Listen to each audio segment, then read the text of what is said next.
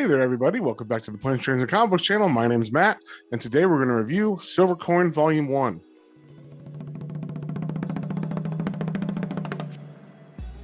And before we get into that, if you guys wouldn't mind sharing, subscribing, it really helps me out. It lets me know what you guys want to see more of. So with that being said, let's get straight into this thing. All right, you guys. So this one is a horror anthology from Image Comics. But the cool thing about this is that it's all got one artist. So Matt Walsh was the artist on it, and then he had different writers come in and read 5 different stories.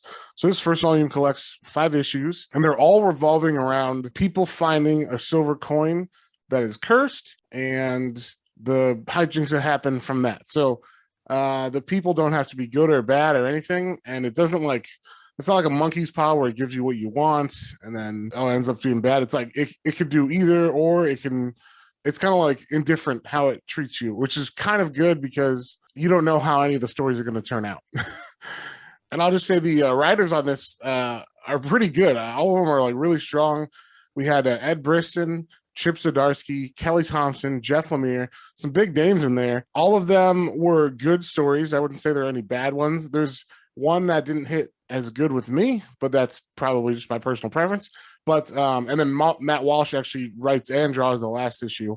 But the cool thing about this is because it's the first volume, and I think Matt Walsh wasn't sure if it was going to get an ongoing or a volume 2 happening. So he actually does tell you like the story of the coin in the last issue and how that came about. So it's very cool. They set that up after the fact, after you've read the other 4 stories. But I'll still break down just generally what's going on. So in the first one, I believe it's by Ed Brisson. There's like a guy, he's in a band, and it's like during the disco era, and he finds the coin while like practicing after his band is like doing badly, and then like the coin, makes him play awesomely. Craziness ensues from there as the coin kind of destroys everything. That one is kind of like a monkey paw situation. Then like the Chip Zdarsky one, it's just like a failed robbery gone wrong with teenagers, and they happen to find in that robbery a coin that doesn't help them necessarily later on. And then Kelly Thompson, who's not one of my favorite writers, but this is one of her best things that I've read. She did a story of like an 80s camp or something, like kind of like Friday the 13th.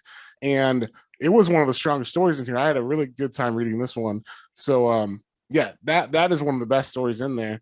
And that's just about a kid who goes to camp, gets kind of picked on and told about a killer in the woods and stuff. And then the girls who are picking on her end up finding out that the killer in the woods is real. The Jeff Lemire story that is in this is the one I liked the least out of all of them, but it wasn't bad. It was just kind of like, it took me out of it because it takes place in the future where there's like, tech and stuff, and that's cool. It's like Blade Runner or whatever, but the main character is like this woman who can interface through like these worms that are in her eyes. She can interface with things kind of like if they were electrical cables that come out, but they come out through her eyes and like worms that burrow into people and stuff, while getting chased by the police for having stolen some stuff. She falls down into old New York through a crack in New York, I guess. She finds the coin and it corrupts her circuits, and it makes it so she can actually fight back against the police using her like interlink stuff. So it's a cool story, but it just took me out of it. Like the feel of the whole book was different than that issue. And so I just felt like that one didn't fit in, at least on this anthology, maybe in like volume 2 or 3 or something, where it gets a little bit more crazy. But I thought this one should have stayed more in like our year or before, not future stuff. But that's just a taste thing. Your guys' mileage may vary depending on what you guys like. So, and then of course, Matt Walsh did the wrap-up story, which was the history of the coin. So we got to at the end of reading all of these stories involving the coin, kind of trying to figure out what is going on, because each one kind of ends with a little mystery about the coin. Like, so this coin, how did it get here? What's this cabin in the woods that seems to be part of it and stuff. So it's definitely cool once the 5th issue comes and he kind of tells you the whole what happened, what is the importance of the silver coin, why were these things you might have seen in all the other series reappearing and showing up and stuff. So very cool idea. Definitely check this one out. It is one of the best horror anthologies I've ever read. mainly just because the art is consistent throughout. And this is like something that I don't know if people have done before, but the idea of the artist staying the same and the writers switching, it really makes it feel like a more cohesive piece rather than the artist switching and the writers keeping the same. So Matt Walsh had a really good idea with that, with keeping his art the same throughout all of it. I would give this trade a 5 out of 5 as far as comics goes, horror comics. Definitely check it out if you like horror comics. Even anthologies, it's one of the best anthologies I've read because it's so cohesive. So definitely check that out. And the good thing about this series is every issue is its own story.